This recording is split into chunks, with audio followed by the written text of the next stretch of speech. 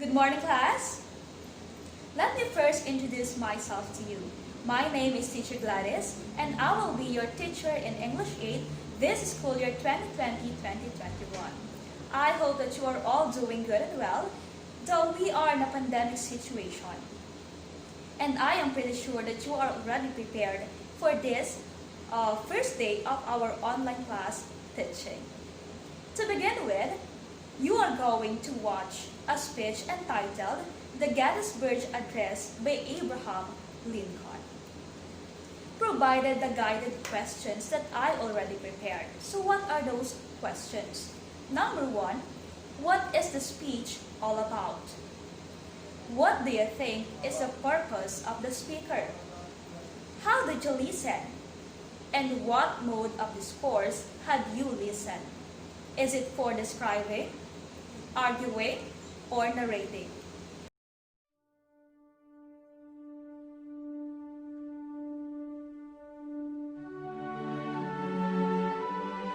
Fourscore and 7 years ago, our fathers brought forth on this continent a new nation, conceived in liberty and dedicated to the proposition that all men are created equal. Now we are engaged in a great civil war, testing whether that nation, or any nation so conceived and so dedicated, can long endure. We are met on a great battlefield of that war. We have come to dedicate a portion of that field as a final resting place for those who here gave their lives that that nation might live. It is altogether fitting and proper that we should do this. But in a larger sense, we cannot dedicate, we cannot consecrate, we cannot hallow this ground. The brave men, living and dead, who struggled here, have consecrated it far above our poor power to add or detract. The world will little note nor long remember what we say here, but it can never forget what they did here.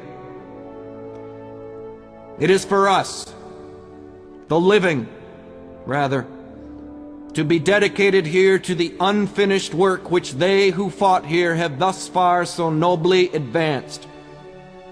It is rather for us to be here, dedicated to the great task remaining before us, that from these honored dead we take increased devotion to that cause for which they gave the last full measure of devotion. That we here highly resolve that these dead shall not have died in vain. That this nation, under God, shall have a new birth of freedom, and that government of the people, by the people, for the people, shall not perish from the earth.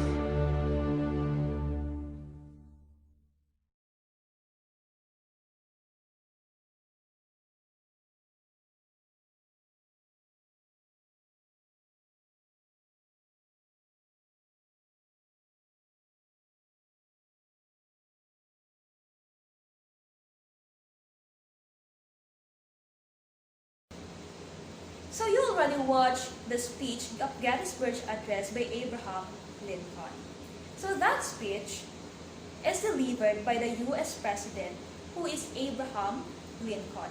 He dedicated that speech to the soldiers who passed away during the American Civil War. The purpose of Lincoln is that he wanted to give a plot of land for the soldiers, for them to have the soldiers' national cemetery, and also for their citizens to be awake and realize that their country is worth fighting for. So I have here 2 questions. Number 1 is that, how do speakers present their speeches? And how do listeners must respond?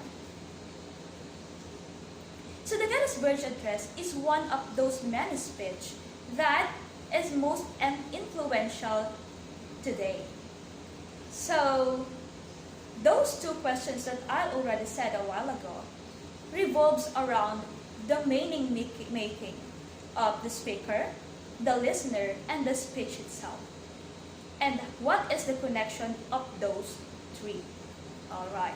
So speakers use volume and projection to get the attention of the audience and to emphasize the key point of their speech. So again, speakers use volume and projection. So what do you mean by a volume? Volume is the loudness or softness of the voice that is used by the speaker for him to be understood by his or her listeners. And the projection is the technique or the ways on how he or she is going to modulate his or her voice for it to become clearer to understand. Okay, so we have different types of speech. So the different types of speech would depending on the purpose of the speaker. What is the intention of the speaker? What is his or her motive why he talk about that particular topic? So we have three types of speech. We have informative speech, persuasive speech, and entertaining speech. So let us first talk about the informative speech. So what are those? Examples of informative speech, we have lectures. So through that, it explains ideas or process. Through informative speech, it gives information to a particular topic. It educates the audience or the listeners on something that they are not familiar with. Next one is we have the persuasive speech. So what is about persuasive speech? Such as call to protect the environment, convince people to take action, or to take the same perspective as the speaker. So persuasive speech is more on persuasing. It is more on convincing. You wanted to convince your audience, your listeners, to believe on what you are talking about. Next one, the entertaining speech. So example are those stand-up comedy, which is used to entertain people and commonly used in gatherings. So that is considered as the most informal among speeches. So the purpose of the entertaining speech is to just entertain the audience. It is for them to have fun, to make joy. That's why it is considered as one or the most informal among those three speeches. So we are done in the types of speeches. Of course, we will have the types of listening. So the types of listening would depend on the listener's intent and the speaker's purpose. What is the intention of the listeners? Why he or she would like to listen to a particular topic or to a particular information?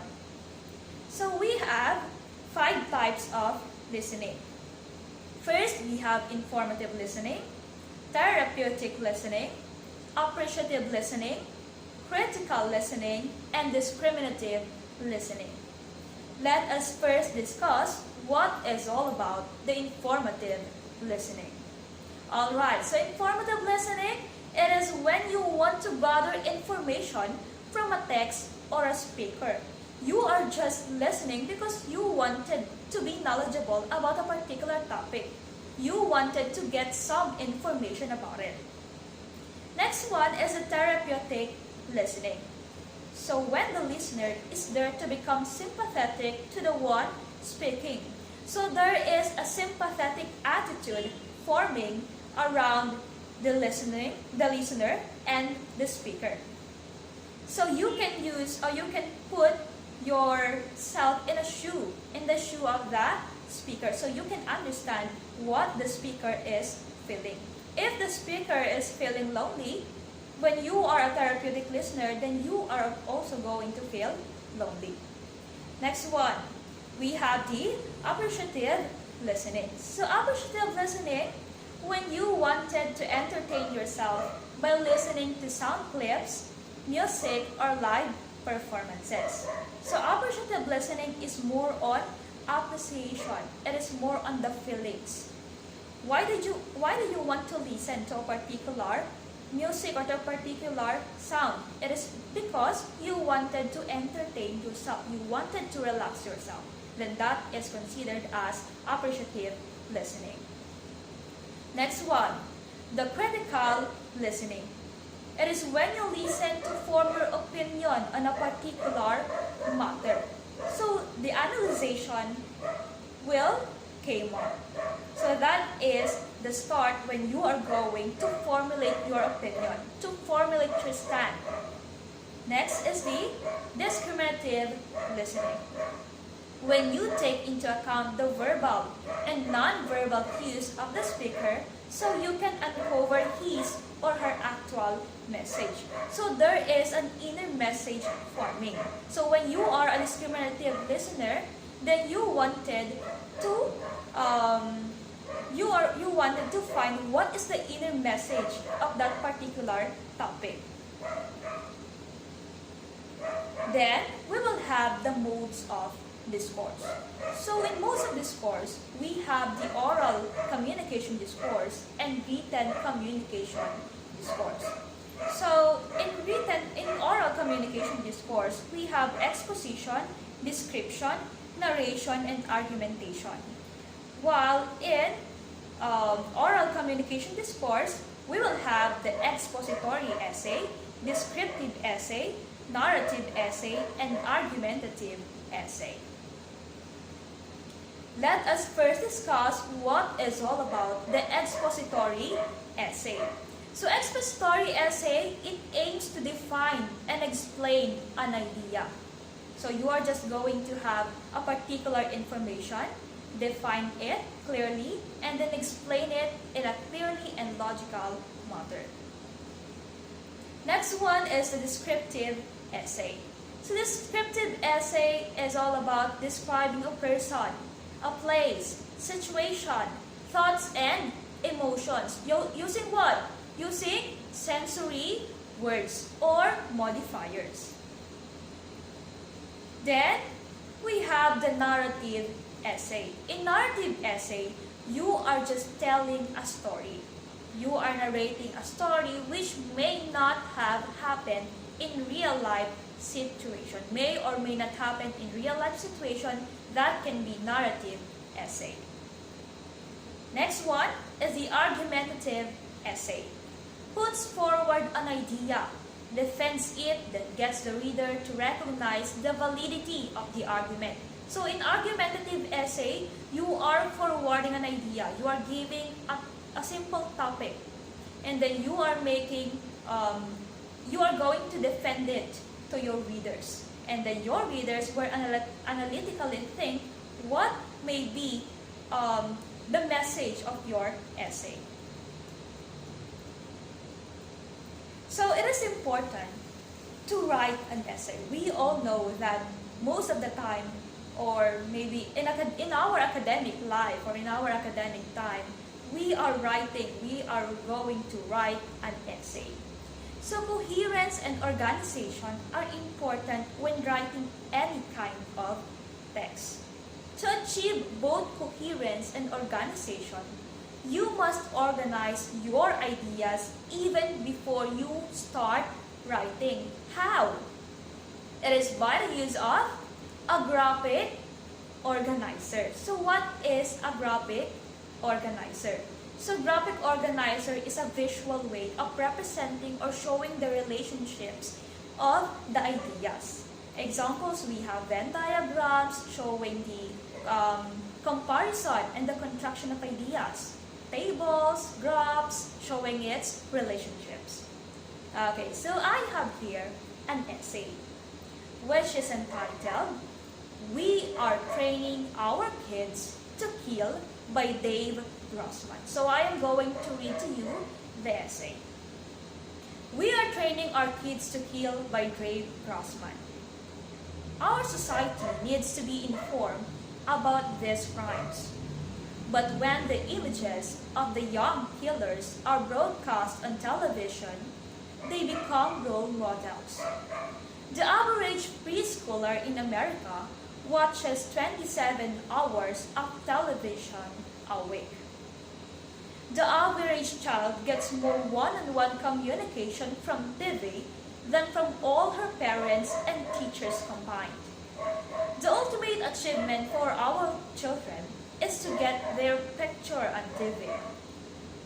The solution is simple, and it comes straight out the sociology literature. The media has every right and responsibility to tell the story, but they must be persuaded not to glorify the killers by presenting their images on television. So I have here a sort of activity. So what you're going to do is to give the topic of the essay what I had read a while ago. What is the topic? What is the essay all about? And then the type of speech.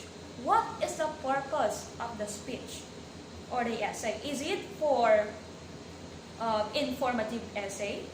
Is it for descriptive?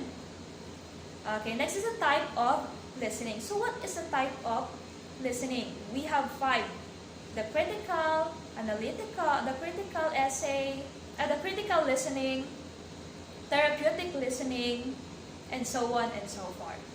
Then next one is the mode of discourse. You are going to determine the mode of discourse. What kind of essay is that we are going to tell our children. Alright. So, now you are going to examine a paragraph. So I have here a short paragraph. Let me read it to you. By day, we saw nothing but woods. By night, we saw many fires burning, heard the sound of flutes and cymbals, the beating of drums, an immense shouting. Fear therefore seized on us. The soothsayers bid us quit the island. So let us analyze this paragraph. Were you able to understand that paragraph very well? For us to determine or for us to understand a paragraph or an information, we need coherency and the organization of ideas. So there are some implicit signals that we need to know. One of those are the conjunction. So what is conjunction? It is for giving connection to the words, phrases, clauses, or sentences. So we have 2 types of conjunction. We have the coordinating and subordinating conjunction. Let us first talk about the coordinating conjunction. So coordinating conjunction is a word that joins words, phrases, and clauses with the same grammatical structure and weight. So we are using the fun voice. Fun voice stands for F is for, A is and, N is nor, B is but, O is or, Y is yet, and S is so. So example, we have F for. Example sentence, I felt so hungry, for I bought a snack. So what are the sentence you connect? We have I felt so hungry and I bought a snack. So you connect it using the conjunction which is for. Next is and. So how we are going to use and? We may use it to connecting words to words. For example is, she is fond of singing and dancing. So we are connecting singing and dancing using the conjunction and. Next is and, which stands for nor. They couldn't go to the party, nor could we. So in this sentence, we use the word or the conjunction which is nor. And then we have another conjunction. Example is, she needs to deliver the goods, but she was tired. So what is the conjunction that we use in that particular sentence? We use the conjunction but. Okay. Next is the or. Do you like coffee or tea? So in that sentence, we connect the coffee and the tea.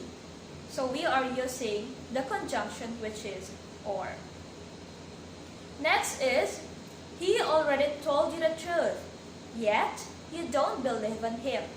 In this sentence, we use the word or the conjunction yet for us to connect the sentence he already told the truth and you don't believe on him. Then we have, I need to pass the examination, so I will study hard. So to connect those sentences, we should use the word or the conjunction which is so. Next one is all about the subordinating conjunction. So what is all about subordinating conjunction? Subordinating conjunction, it is when you connect ideas which do not have the same grammatical construction and way. Example of subordinating conjunctions, we have after, although, as, because, before, if, since, than, though, till, unless, until, when, whenever, where, whereas, wherever, and while. So those are examples of subordinating conjunction. So I have here some example sentence that use subordinating conjunction. I met them when I was 6 years old. So we use the conjunction when to connect I met them and I was 6 years old. I will not go to school because I'm sick. So what is the conjunction that you use? It is because. Next one, my younger sister was in high school while I was in college. So to connect my younger sister was in high school and I was in college, you are using the conjunction which is while. Alright, so for your activity, you are going to create an essay that use conjunctions correctly. So your essay will contain, you are going to identify the type of speech that you use, the listening, and the mode of discourse that you can find in your essay.